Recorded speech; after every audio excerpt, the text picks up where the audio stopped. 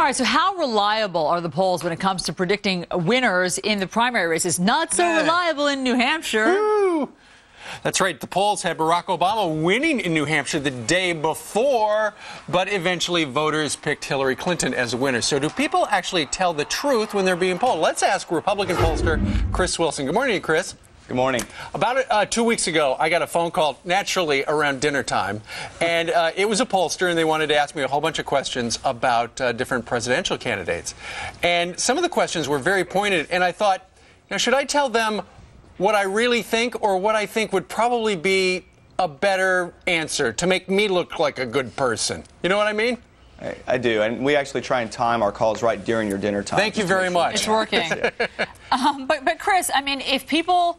one of the theories about why New Hampshire was such a debacle in terms of polling was because people lie to pollsters.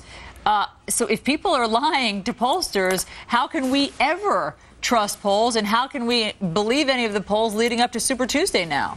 Well, I think there is a few different ways to look at this. And New Hampshire was a bit of an anomaly when you look at the season. I mean, pollsters got it right on Michigan. They got it right on Iowa, which Iowa's a caucus state. Very difficult to approach. But New Hampshire, I think a few things happened. One is independents can vote in either primary, which means when you build a sample frame, that is who you decide to interview and call at dinner time, you have to determine how many of independents you put in the Democratic primary, how many you put in the Republican primary. And pollsters pretty much got it right on the Republican side, which means that sample was correct.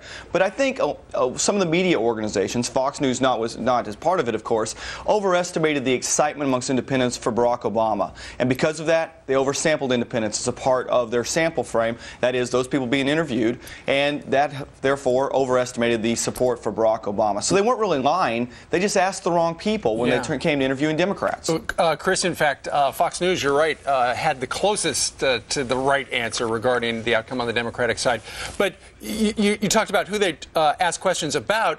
On the Republican side, it's all white males.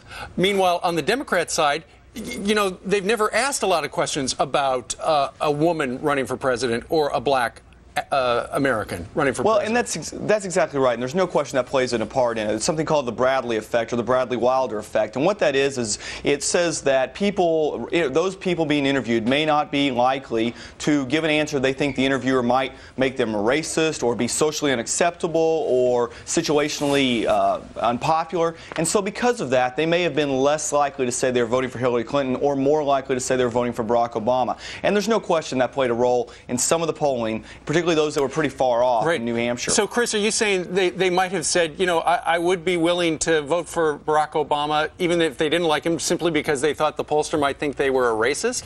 Well, that's exactly right, and that's what the Bradley effect is about. Is that they are going to say something different just because they don't want to think that they're being judged by the person on the other end of the phone. There's ways to deal with that with good polling, but I think some of the stuff going to New Hampshire was done a little quick, a little too loose, and particularly some of the things that had Barack Obama's numbers growing substantially were probably a little bit too high with independents in terms of the number that were sampled, and therefore, again, a lot of media organizations projected their excitement about Obama, which we saw being admitted into their sampling. Yeah, and we've still seen a number of correspondents injecting their excitement over Barack Obama as well. Well, Chris Wilson, GOP pollster, thank you for joining us this morning. I mean, let's hope that they can correct these things before all the polling for Super Tuesday. So we and correct dinner time calls, too. There you go. All right. Thanks, Brian? Chris. Hey,